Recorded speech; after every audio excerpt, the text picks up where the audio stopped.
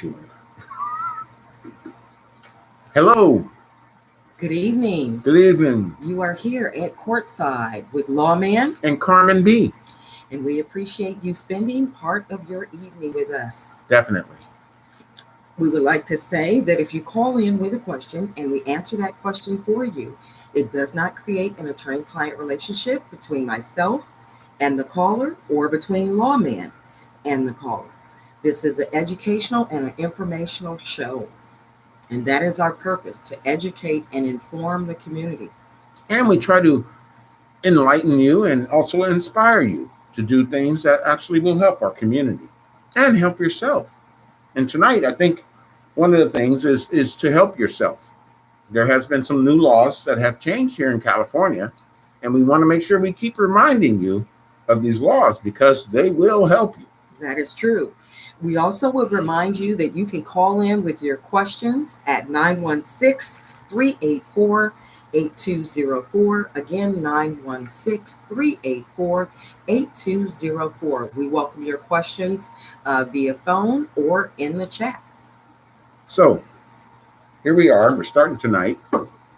Oh. Turn off a little background noise.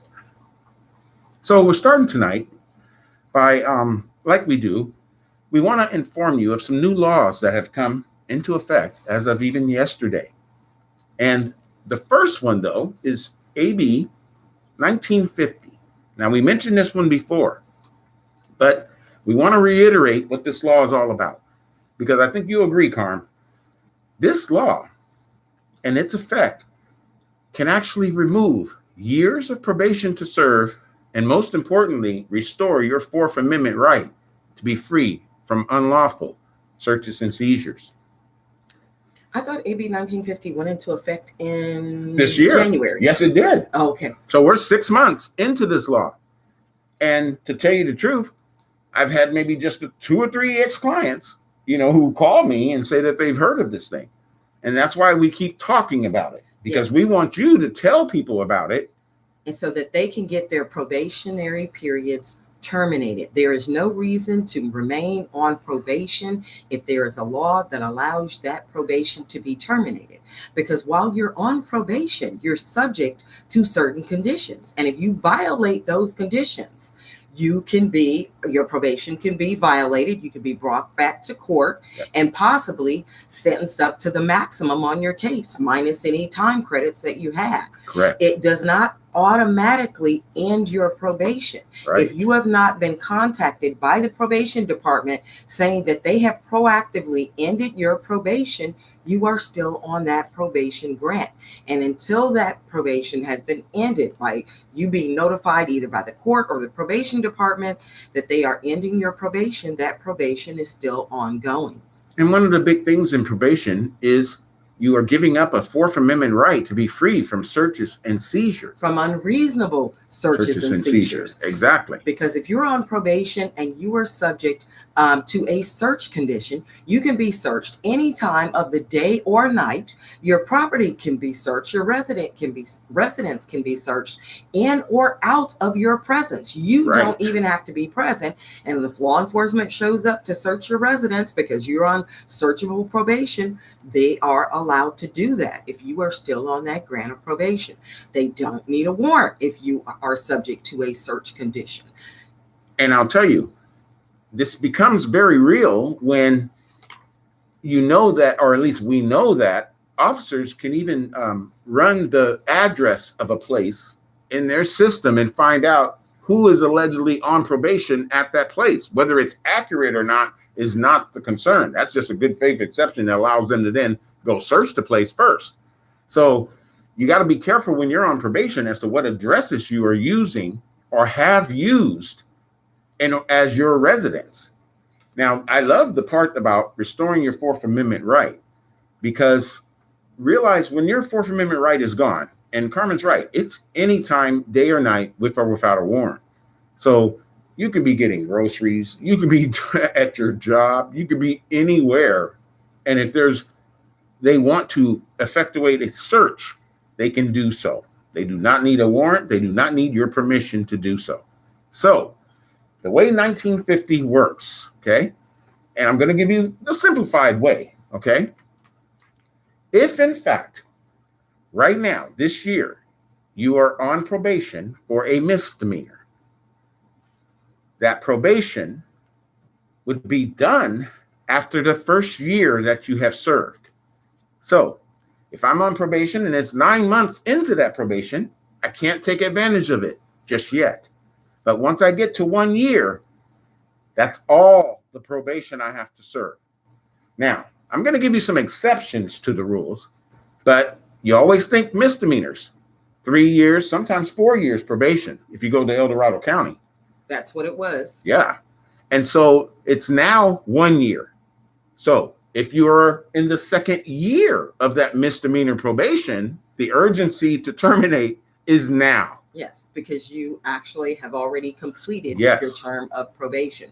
But again, it's not automatic. If you haven't been notified by your probation department or by the Law court enforcement or the that your court, yeah. probation has been terminated, and usually it's not going to be Yeah. law enforcement, it's either going to be the probation department Yeah. or the court notifying you that that probation has been terminated, that probation is still in effect. And Exactly. we want you to take the steps that are necessary to get off probation, especially in light of the fact that we hear the statistics Yeah. about African American men who are on probation. And I think it's still probation, parole, or in custody. Yep. And I think it's still a ridiculous number, something like 1 in 4, which would Yes. be 25%. I thought So it was you- like 40% or something like so that. you have the opportunity to end that probation and get your life back on track. And that's what we want you to be able to do. Definitely. And if you haven't been contacted by probation or by the court notifying you that that has been terminated, please feel free to call Mr. Staten, lawman, at Oh, 916-443-5600 or Carmen B at 916-443-5288. We want to get people off probation that should not be on probation. okay. We Now, do have a comment in the Yes, chat. and we're gonna get to Zimbabwe him. Walker. yes, about exceptions to this. Yes. Yes, but misdemeanors, know that the time period to serve is now 1 year. So if you had 3 years and you're past your 1 year, you can now ratchet it back. Okay. Now, felonies.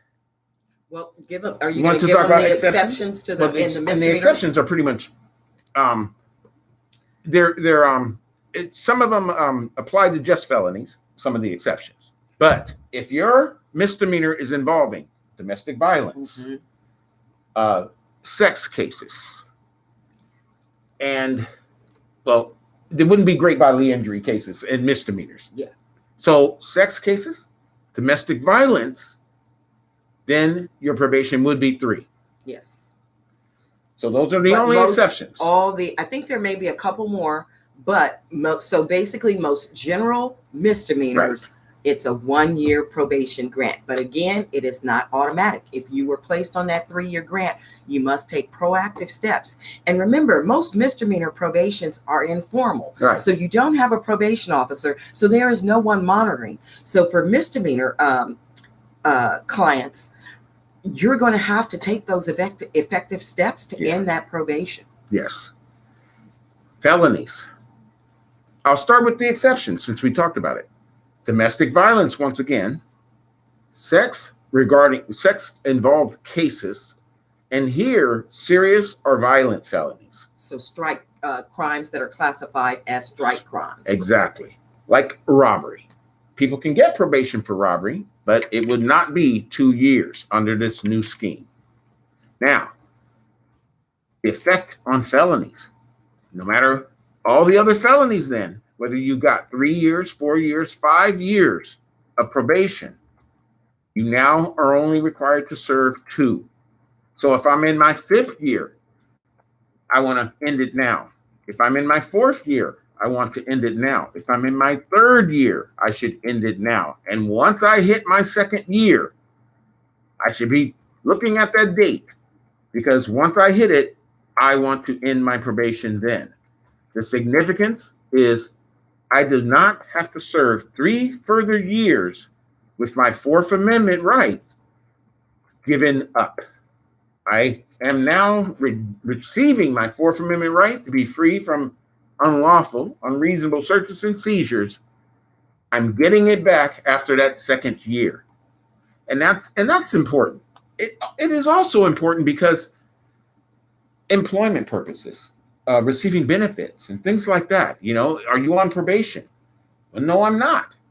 But yet, if I'm in the fourth year and I don't know that, I'm going to do one more year on probation that I did not have to do. We do have a question in the chat from Sheepdog Protector. Is this only in California? Absolutely. Yes. So we are speaking specifically about the law in California. You would have to check the law in your state to see whether or not there have been any changes. I would note, since we live in this day and age of technology, a lot of information is readily available to you with a Google search. Now, Yes. Of course, don't trust everything that you read on the internet.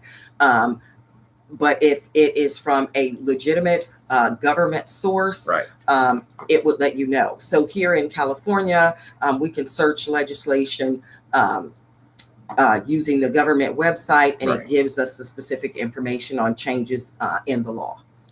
So it's we cannot stress the importance of doing something about it, at least being aware and wanting to do something about it. Getting your Fourth Amendment rights against unreasonable searches and seizures back. We want you to have that. Yes. Now, there's another new law, and it is 1869, AB 1869. Now, that one was passed, I believe, in January, or at least the beginning of the year, but it did not take effect until yesterday, 7/1 of 21. And that one is quite, I am shocked that they got it through, frankly, because it's a fiscal statute, meaning it's all about the money here. And what is going on is that fees that you have been assessed through the court, through having a conviction, fees for work project, home detention, work furlough, cannot be assessed anymore. And so in California, if you were convicted of a crime, if it's a low-level crime, there is a good opportunity, and if you don't have an extensive record, that you could apply to serve your sentence. If it was a county jail sentence, you could apply to serve your sentence doing what is known as Sheriff's Work Project. That would be where you would go sign up to work with the sheriff at various sites. So you might be working cleaning up a park. You might be picking up garbage on the side of the freeway. You might be washing and detailing sheriff's vehicles. So there's a variety of different things that they would have people doing. And you would serve your time that way. So you would do a minimum of 2 days per week, whatever your 2 days off were from work, and you would go and work for the sheriff. And that would be from 8 o'clock in the morning until usually 3 or 4 o'clock. Whenever the sheriff lets you go. to participate in that program, there was a fee that was assessed. And so if you couldn't afford the fee, a lot of times you wouldn't be able to do the program. Now they were supposed to apply a sliding scale, but I don't know that they let anybody participate in the program for free. And you know that if you're working a job where you're barely making minimum wage, you don't have a lot of extra money after you pay for your rent, after you pay for your groceries and your electric bill, to then cover another, $200 to $400 a month to pay for participating in this program. So the new law has said they can no longer charge those fees. Now, what I'm just looking for is the exact fees, because we know it's work furlough, work project. And I'll tell you something about that. And so so that you know what work furlough is. Work furlough is also what is known as ankle monitor. And that is where, instead of serving your time in a jail facility, you are allowed to wear ankle monitor. You are allowed to be at your home, and the only place that you are allowed to go is to work. And then they would give you, I believe it's 3 to 4 hours in a week to go and buy groceries, pay your bills, and there was a fee for doing that program as well. Yes. Of course, as you know, if anyone has the option of being in a disgusting jail facility versus being at home, they're going to opt to be at home. But the cost of that program was great, and so not everyone could afford to select ankle monitor if they couldn't afford to pay not only the daily fee for being on such a program, but there was an application fee that you would have to pay. And even if they denied you, if they found that you didn't qualify because you had a prior record, or they considered you just not a good candidate for that program, you did not receive that application fee back. And even for the work project program, there was also an application fee. And I can tell you a quick story on this fee, because I had this happen. There was a young boy, he was probably 19, and his father was actually paying for his work furlough, because what they do is, if you don't pay, they will threaten that they would drop you out of the program, kick you out. Mm-hmm. And that happened a couple of times where they brought the boy in and handcuffed him to a bench until daddy said, all right, I'll write a check. And it was brought to my attention by the family, and we found a code section within, I think it's 1203 or something, whatever guides that. We found a code section that says that work furlough cannot kick you out of work furlough because you merely failed to pay.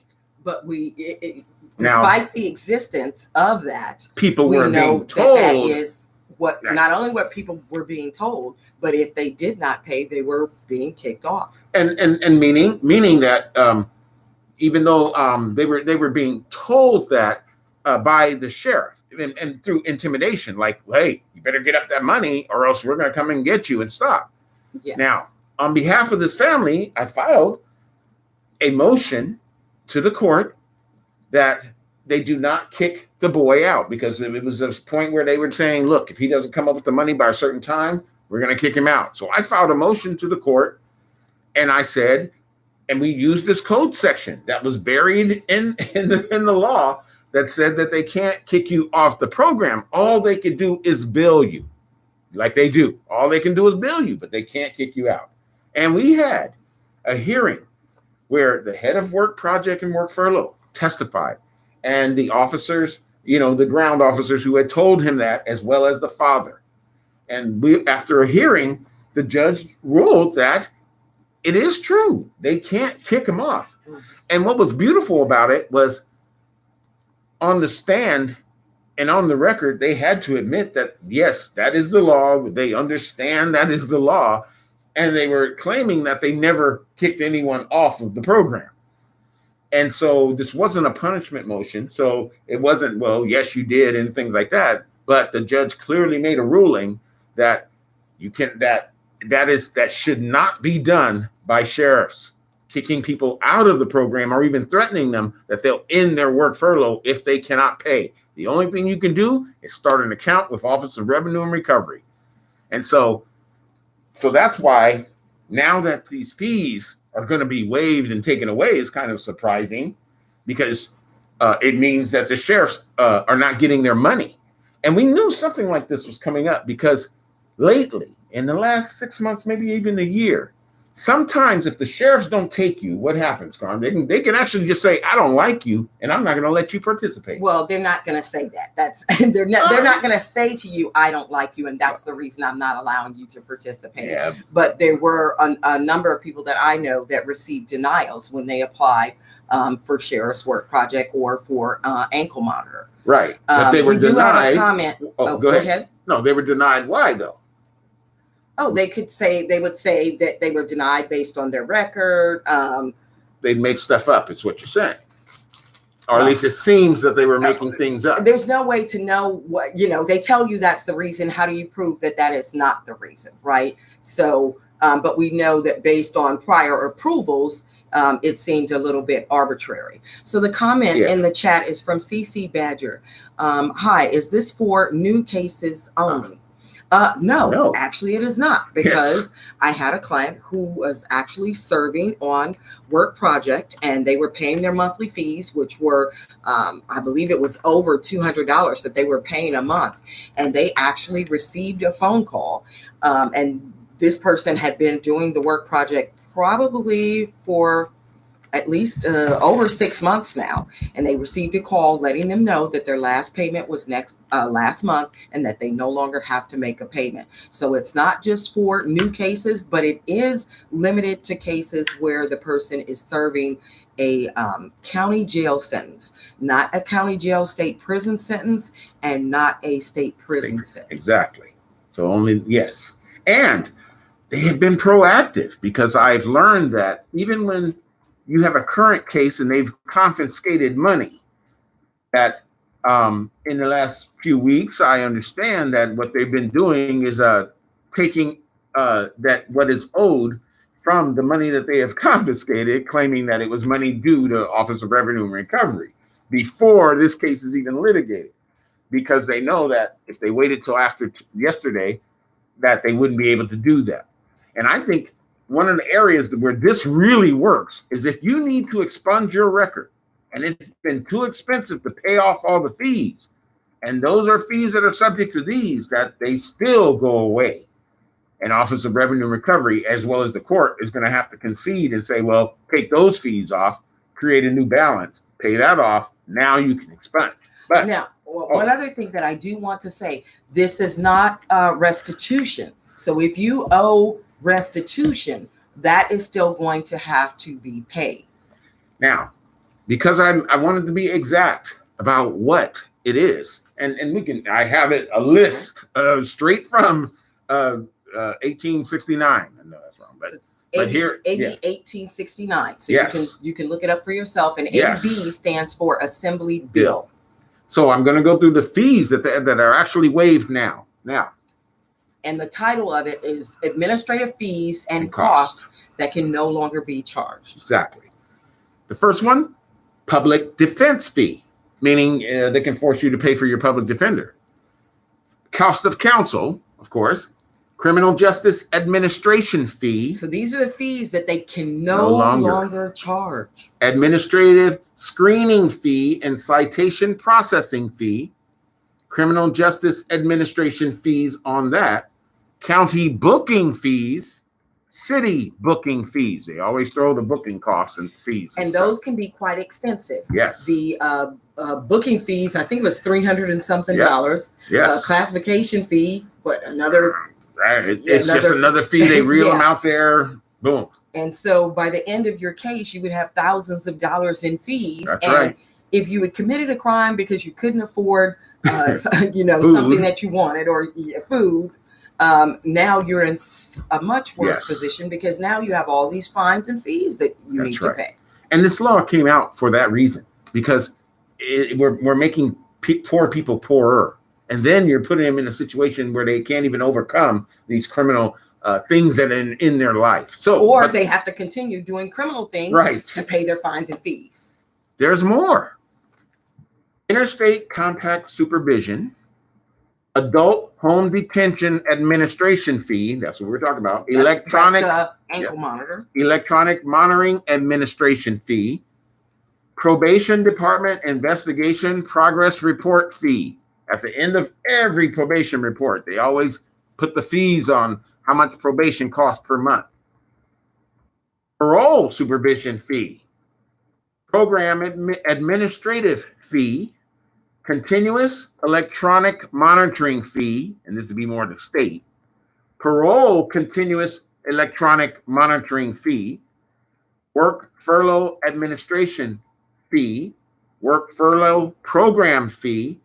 Minor public defense fee, public defense registration fee, and public defense fee. So a lot of the fees, the most costly ones, which are usually for the sheriff's program or electronic monitoring programs, cannot be taken anymore. So they can't be charged to you. Yes. So you're going to probably be notified somewhere along the line, but if not, you could be proactive with that account that you have at Revenue and Recovery and let them know, hey, I'm aware of yep. AB 1689. It's actually 1869. Oh, am I? Yeah, I had it wrong there. Oh, you did it. Yeah. It's 1869. Okay, I'm reading what you have. 1869, that you're aware of it and you want the fines and fees to be removed from your account with Revenue and Recovery. And it'd probably be something like recalculate it, please, you say. Because there may be some fees and fines that you have to pay. And like she said, restitution is not one of them. Yeah, so restitution is not included in this. If you owe restitution, you are still going to have to pay that restitution. Correct. We have a question from Protect and Provide. How much were these fees? Well, we know specifically about Sacramento County, so it may vary based on the county that you were in. I don't have a probation. I can tell you that right probation, here, but there was the cost of making a probation report, $720. Right, and then there's a monthly fee for being on probation, probably about $30. Then there's the administrative fees are usually a smaller cost, $40. The booking fee, $40. Oh no, the booking fee was like $295. Okay. But not. Let me say this about the fee for preparing of a probation report. It is a generated form report that does not require the probation officer to do anything except for, I wouldn't say to think, but they enter your specific information.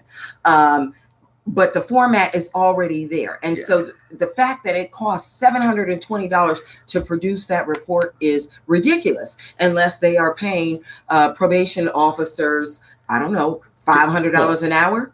Well, because they interview you. That takes all of 10 or 15 minutes. Right. And then they produce this report, which probably takes another 10 or 15 minutes. So actually, I don't know. They would be paying them even more than that. Even now, we can go back and get your terms and conditions of probation. We can drop off your name, and 5 minutes later, they give you the terms and conditions. They hand you the terms and conditions. It is all generated. So that $720 that was being charged to people for that report was ridiculous. Now let me say this. If we were representing someone, we would always ask the court to consider not imposing those fines and fees, especially if the client was indigent or, like I said, they worked a fairly low wage job and could not afford that. Right. Many judges would agree. So I want to be very clear on that. We don't want somebody saying, oh, they're misstating what really happened. Right. No, many judges would agree to waive those fines and fees, but there were some who would not. Okay. Right. And what we're talking about now is think about the way these fees are given. There are some fees that are mandatory.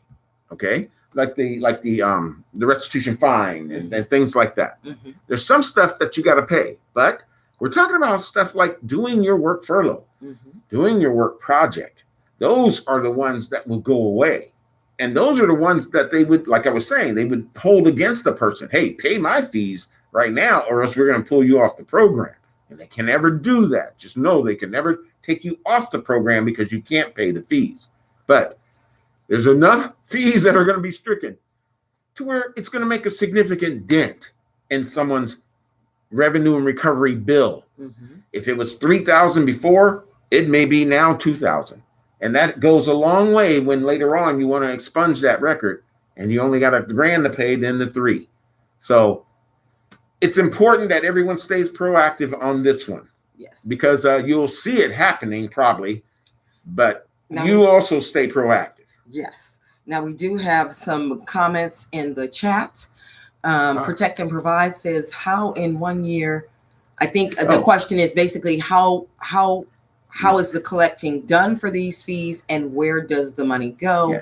And additionally, how much money do they make in a year taking these fees? Well, Office of Revenue and Recovery is sort of like a creditor. They will total the fees and they will send bills. They will send actual statements to you. If you do not pay them in a certain amount of time, they turn it over to a collections agency who then can collect on those fees.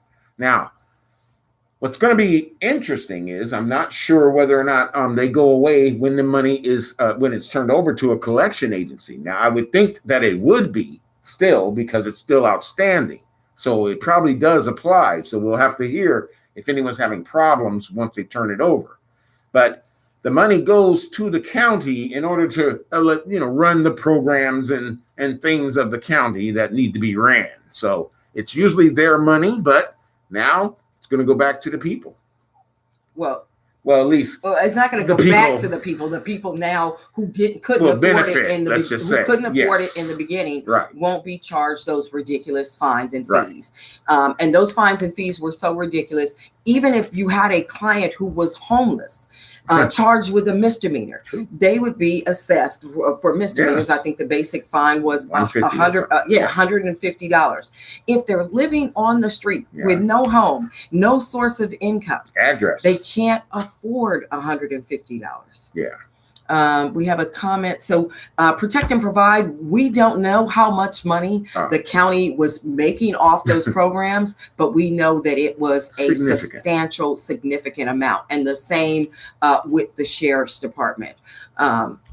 We have a comment from CC Badger, money hungry California. We have got to educate ourselves. Oh, thank God for you too. Thank you so much, CC Badger. You made lawman make a heart. Protect and Provide says the 1994 crime bill was the blueprint for making everything about money and not what's right or wrong. And also the 94 crime bill was about putting people in jail. Definitely. It's almost like, how they say history repeats itself. Mm-hmm. If you think about the Reconstruction period and the black codes, the laws that came out then in order to incarcerate us and then put us back into slavery, the crime bill kind of did that, because the 13th Amendment said what? That we can enslave you if you have been duly convicted. So once again, the 13th Amendment started popping out of nowhere. These large sentences started happening, and we started over incarcerating people. Yes. It should have been ridiculous when 3 Strikes Law came out, Carm. It should have been ridiculous that a person who stole a bicycle, who stole a piece of pie, who stole checks, anything like that would be subject to 25 years to life. Now, that brings us to, since you're talking about the 13th Amendment, what is known as the Abolition Amendment. And this is a bill that has been introduced in order to modify the 13th Amendment to remove the fact that slavery can be used as a punishment for crime. So the irony is, last time we were talking about Juneteenth, right? And everyone's saying, well, hey, it's to honor when slavery was over. And I was saying to myself, but wait a minute. I can still do it according to the 13th Amendment. So if you don't get rid of that, then it's never over. And there are states. So in California, if you are in prison and you work a job, you will get paid some minimal amount of money. So as I said, I'm aware of an inmate who was working, and they were working 2 days a week because it was a job they could only work on weekends. So it wasn't that they weren't willing to work, but the job was only available on weekends. They worked 2 days a week, both 8-hour days. So a total of 8 days a month, and they were paid $5. No, not $5 per day, not $5 per hour, $5 for those 8 days of work, that 40 hours of work. Yes. $5, that would be their pay at the end of the month. There are some states that do not pay their prisoners at all, and the prisoners are required to work. So this Abolition Amendment to the 13th Amendment would prevent that. Right. Because where do you think this labor is going? I mean, who is it benefiting? Who is benefiting? The prison industrial complex? The state? There are employers who are benefiting. Yeah. Shawshank Redemption, the movie Shawshank Redemption kind of revealed that at that time period of how the grafting works. How this guy, the warden of the prison, could designate prisoners to go work on streets, on highways, things like that for the state. And the guys who get the contracts are not paying labor. So imagine the profit margin coming back to people. And this is stuff that's been going on for years. And so you can actually have individuals who are out here working and building our roads and building, just working for free. For free. For free. And, you know, I don't care if it's a quarter an hour. It's basically the chain gang. Yes. Without the chains. There you go. And a quarter an hour, you know, and there's another part of this. So guess what? That $5, right? When it gets on my books, if I owe some fines or I owe something somewhere, they're going to yank it. So, you know, the cycle begins. It is true that if you are in prison in California, and I'm sure other states have similar laws, you're in arrears. 55% of the money that is placed on your books. Now, it's supposed to be just for restitution. They're not supposed to take it out for the other fines and fees. It's supposed to be if you owe restitution. So if you owe restitution and you're in a prison in California, if your mother puts $100 on your books, the state is taking $55 and you are getting $45. Right. So it's sort of keep the poor poor, make them work for free. And that's how you get over. Now, I'm just going to throw a little irony out there. Wow. That's exactly the plan to build this country, isn't it? I mean, that was exactly what people had to sit around and think about. How do we get all this labor to come over here and build this country up for free? How do we do that? And it's still, the ideal is still going. So when people talk about the history and that if you don't know it, it will repeat, there you go.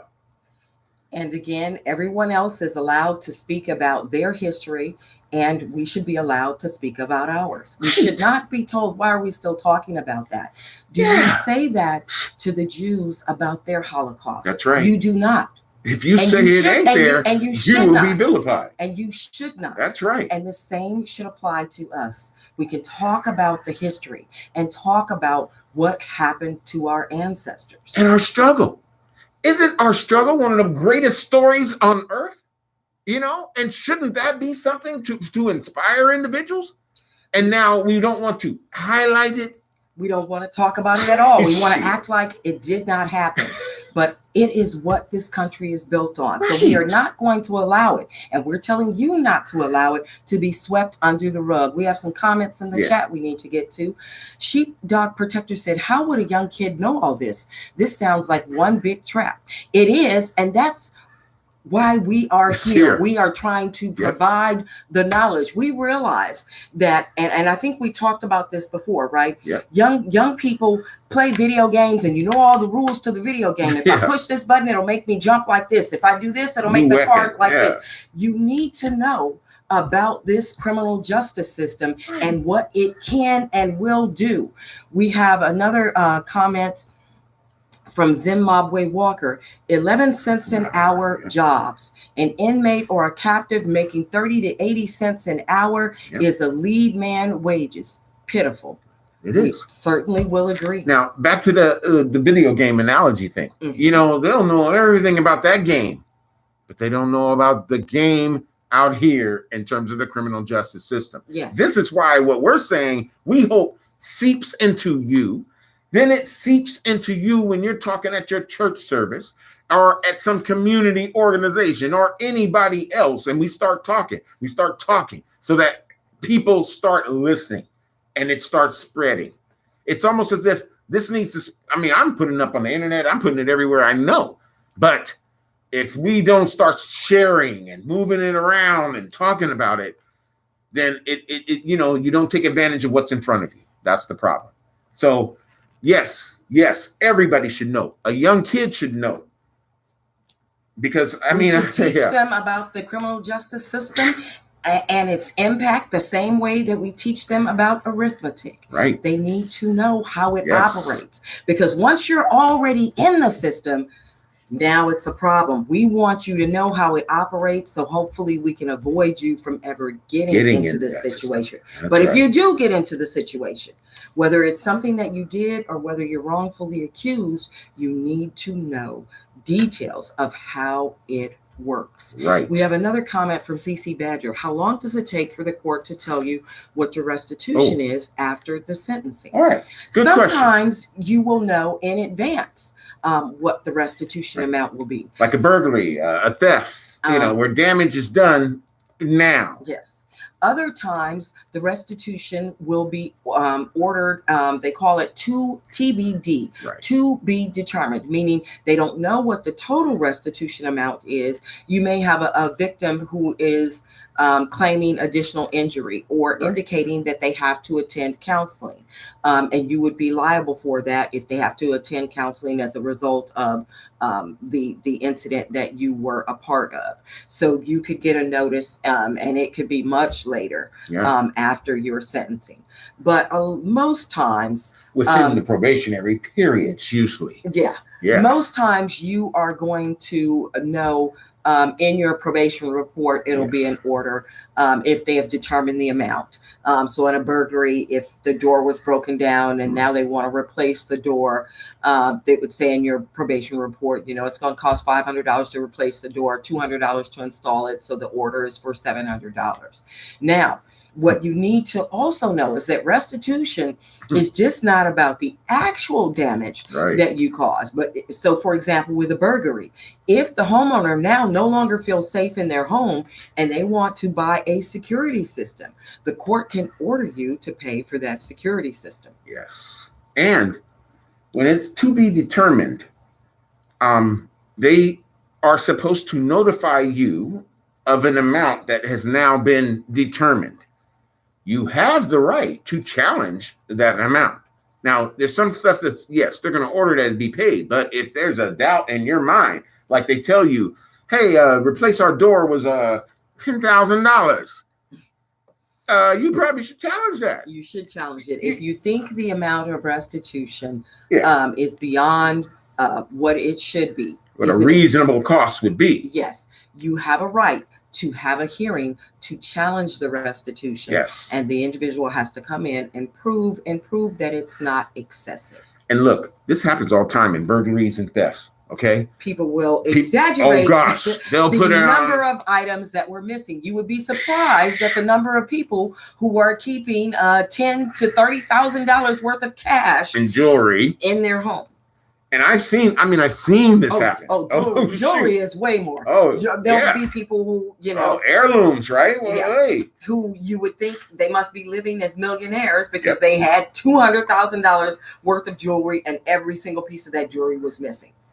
And I've seen it happen where they have made an insurance claim for the same amount, and embellished it. And remember, and I'm telling you, but if you're smart, you would ask, wait a minute, have they claimed this in any homeowner's insurance and things like that? And I want to see those receipts. Now, let me just say this. Your payment is directly to them. So even if they have been paid by their insurance company, that gives the insurance company a right to then recover from them if they recover from you. But it is not a defense to your payment to say, oh, well, they were paid by their insurance company. But it isn't a double payment. Because the insurance company must be reimbursed. But that would not be from you. That would be you paying them and then them returning the money to their insurance company. And they don't get double payments. You can't do that either. Okay. That's We have another comment in the chat. The MAFA, the Holocaust, as experienced by we descendants of ancients and enslaved, is in full swing today. Yes, it really is. I mean, history. It's almost like history. It just shows. Well, it's back still up again. continuing. It's just in a different fashion. Jim Crow, different fashion of things to do.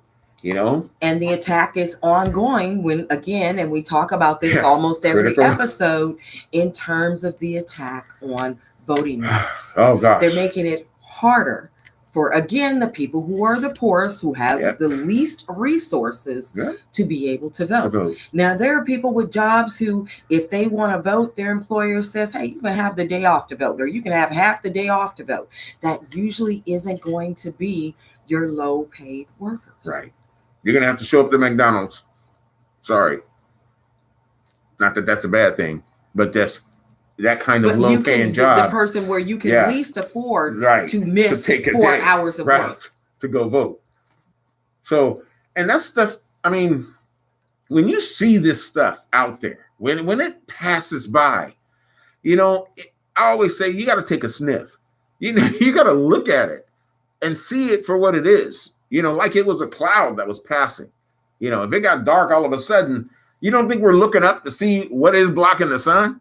So when things like that are out there, we got to take a sniff on it, and we got to realize that that's happening. We have to pay attention.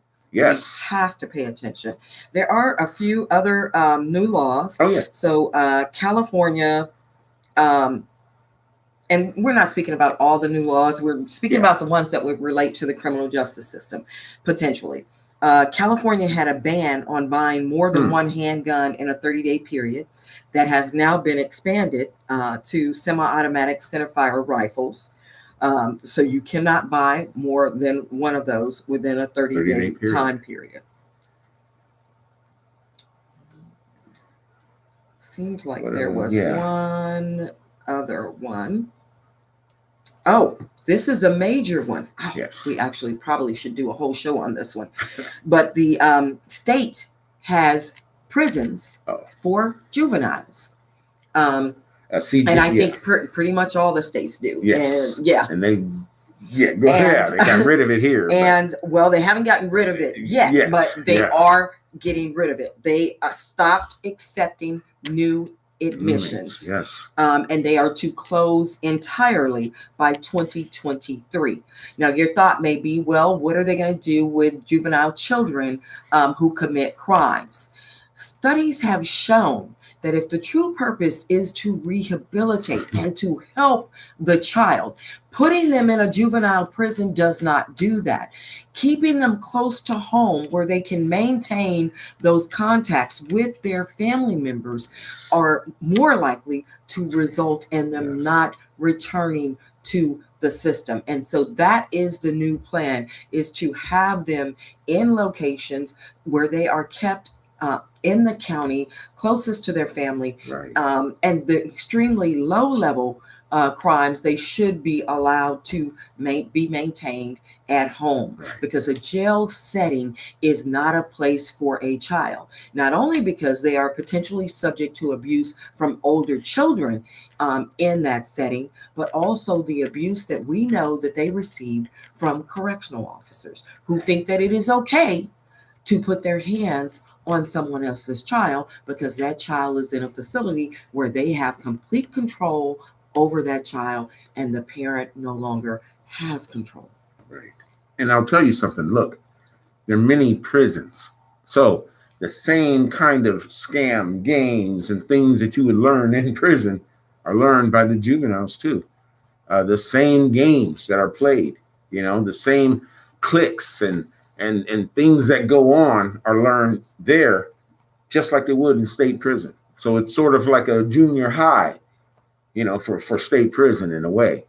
So if we want our juveniles to be able to socialize, be able to get along with everyone and in our society, then you got to keep them close to human beings and human contact, especially family and things like that. And treatment. Yes. Treatment instead of harsh punishment. By putting them in prison, even though it's considered a juvenile prison, what impact does that have on a developing mind? Right. Think about that. And what does it feel like? Because some of us may know, but I'm going to tell you something.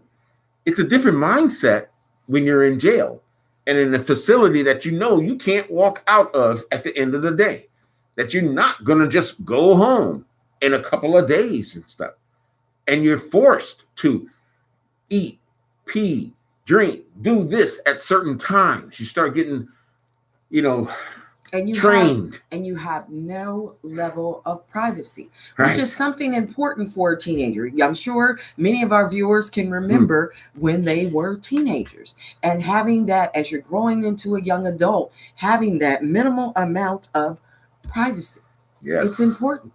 And you don't get that in a jail facility. That's right. Like you don't get anything that would be positive for your growth. Right. And look at the last question. Sheepdog Protector asked, have either of you met our Vice President, Kamala Harris? I haven't met her personally, but I've known her, should I say, since she was a DA in San Francisco. Same here. Yeah. So, and I think it's because I'm not trying to run across her, necessarily, unless I have to. I've been at places like a dinner, a banquet, and she might have been there. But, I'm not running up, hey, Kamala, can I get a picture and all that kind of shit. Okay? It's just not me. A lawman is not a clout chaser. Yeah. And I'll tell you, it's funny because I was, God, this is terrible. But, when we look at Biden's history, right? I mean, part of it is the crime bill, and other things in the past and stuff that he may have been involved in. Yes. And we look at Kamala, and we know that you in the past, Kamala, you're kind of rough on the beaver, it was kind of hard and stuff. You were, but I understand why you have to be that way in order to move up in politics, because we don't want political leaders who are soft on crime, who are not afraid to give the death penalty and do those kinds of things. It's almost like a toughness contest. I don't even like that terminology, soft on crime. Nobody's soft on crime. Right. There is no one who loves crime. It's not like, oh, well, Lawman and Carmen B, they defend people, so they love crime. Right. No one loves crime. But the way we punish in this country is many times far too harsh, especially when the person is of African-American descent. That's right. And I always tell people, I challenge you, put me out of business. Please put me out of business. And by that, he means if we can eliminate crime, I assure you that we could find something else to do. You better believe it. And it's a challenge. It's a real, I look at it as something real, is put me out of business. Make sure I don't have to defend anybody else, especially a young black man. Yes. Okay. I'll just be specific about that, because you kind of have to be. You got to target things sometimes. But we have to be aware of what is happening. Leading it. Yeah. We have to be aware of what is being put in our communities, what has been put in our communities in the past. And if something has been done before, don't think that it won't be tried again, especially if it worked. That's right. Like the fear of crime. One of the first things that some alt-right individuals will say is, well, what about your black on black crime? Candace Owen will be out here. You know what? We are going to suffer more if they defund the police. You know who's going to really suffer? It's going to be us. And I keep going, really? You? The slogan, defund the police, did not mean eliminate the police. Those are two different things. No one was saying eliminate police. Of course you except need the bad ones to respect. Well, yes, eliminate the bad ones. Of course. Of course we need officers to respond to appropriate situations that require officers in the community. But what we do not need officers to be is to be basically a military unit in neighborhoods. Right. They do not need the extensive resources and funding that has been provided to them. Right. That funding would have been better used helping to build up a community center, right? Or anything like that. Or job training. Exactly. It's getting very paramilitary. Use that money to fund Apple coming into neighborhoods and teaching children to code. Right? Yeah. Use that money effectively in that way. Why does law enforcement need a tank in my neighborhood? Why do they all need tactical vests with all kinds of hanging off of them? I'm not going to begrudge them the tactical vests. Give them the tactical vests. Someone might shoot at them. We want them to be protected. But I'm talking about the militaristic equipment that is being provided to them. Well, now, okay. I love this part because at some point, me and Carm get to kind of like debate something, or something. So, okay. We're getting close to the end, so let's make this debate but okay, wait a minute then. So if I have several officers right? You can't use a little defund in order to get rid of maybe 5 or 6 of them, because every time they come out in 20 or 30 to any event. And what about the times that we see that a lot of times what's happening is the officers come out there, people then talk to them or try to talk to them, and then there's 5 more people arrested, and they don't care because they know, hey, I'm getting fines and fees out of these people too. And how they run upon people sometimes in their paramilitary outfits, which is a show of force in order to make me do something to put fear in my mind. And if I say defund, I mean, it comes down to, I don't need so many officers responding to events. I need officers who respond to mental health events much different than other events. I need officers who come to assist individuals and don't shoot the wrong people. Which I guess then brings us to the incident where there was a cop that killed a gentleman who was a Good Samaritan. There was I believe, an active shooter who actually shot a cop and killed that cop. And the Good Samaritan had subdued that person. I'm not sure if he shot that person. He took the rifle from him. The person and took the rifle. And when law enforcement showed up, he wasn't pointing the rifle at them. They just immediately assumed that he was the person, and they shot and killed him. So there is a danger in being a Good Samaritan. What we see, there needs to again be a change in the training of law enforcement to not show up to the scene and just immediately begin shooting. And they do it out of fear. They will show up at a place. Well, do they do it out of fear? Oh, yes. Then if it's out of fear, then that's how they justify it. Is the fear reasonable? No. Is it reasonable? No. Let's talk about someone claiming that they were fearful, but is the fear reasonable? Not at all. That's what I mean. Is that they will claim fear and as in the situation, and therefore they had to nut up, and they shoot a guy and this guy wasn't aggressive towards them. Okay, that was the big thing. And let me just say this for our viewers: this Good Samaritan was not African American. Yeah. This Good Samaritan was white. Yeah. And they came upon the scene, and he had an AR basically, which is what the person had. Well, he had the weapon that he took from the person who. But he wasn't pointing. Cops came up. He didn't try to point it at him. And it doesn't sound like they gave him the opportunity to throw it down. Exactly. Well, now we've reached the end of another episode here with Courtside. Things go so fast. And we are coming up on our July 4th holiday. And I want to... Our holiday? Well, the July 4th holiday for the United States. All right. And I just want to read from... I want to read from a statement that was delivered by Frederick Douglass. Frederick Douglass was a leading abolitionist and a celebrated human rights leader. He was born a slave in Maryland in 1818. As a child, he secretly learned to read and write. It was against the law for a slave to do so.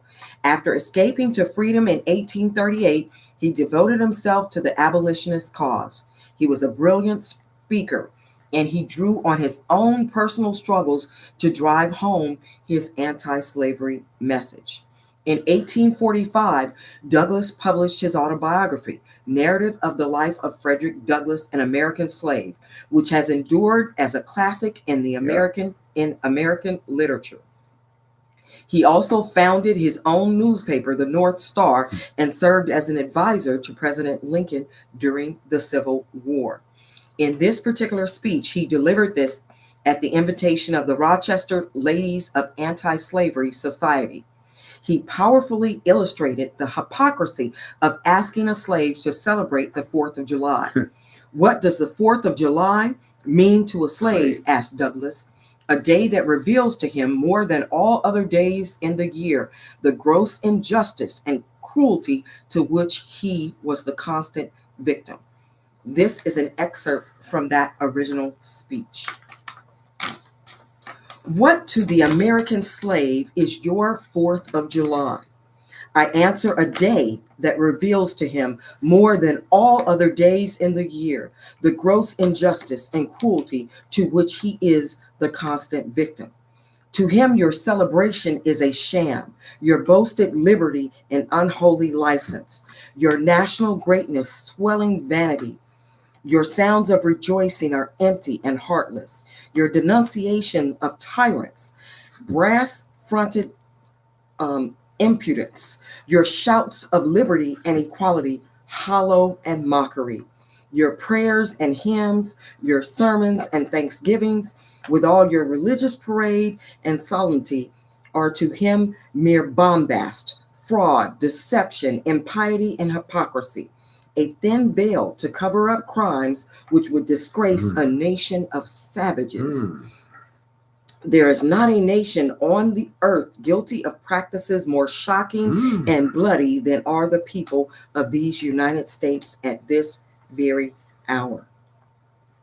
Oh. Fellow citizens, the existence of slavery in this country brands your republicanism as a sham, your humanity as a base pretense, and your Christianity as a lie. It destroys your moral power abroad. It corrupts your politicians at home. It saps the foundation of religion. It makes your name a hissing and a byword to a mocking earth. It is the antagonistic force in your government, the only thing that seriously disturbs and endangers your union. It fetters your progress. It is the enemy of improvement, the deadly foe of education. It fosters pride. It breeds insolence. It promotes vice. It shelters crime. It is a curse to the earth that supports it. And yet you cling to it as if it were a sheet anchor of all your hopes. Oh, be warned, be warned.